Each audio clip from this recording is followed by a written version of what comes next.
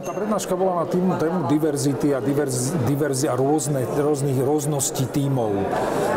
Ja som sa snažil poukázať na to, že a priori neriešim pestrý alebo diverzifikovaný alebo rôzny tím, ale vždycky riešim zadanie, ktoré pred sebou mám. Viem, aké je to zadanie, poznám, do ktorej časti toho biznisu potrebujem jakého človeka, kompetencie a jak ho posadiť do tímu.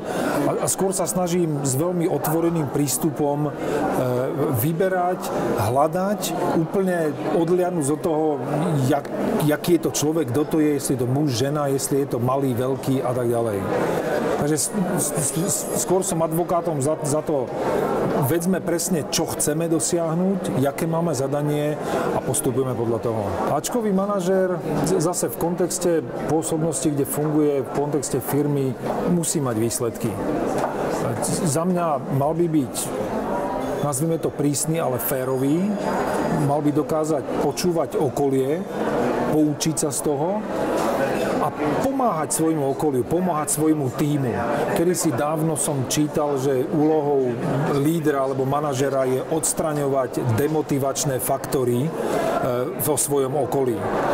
Ona je to pravda, pokiaľ ako odstránim demotivátory, akékoľvek sú, a ľudia majú priestor, môžu sa rozbehnúť, môžu pracovať, prichádzať s iniciatívami, tak to všetko funguje.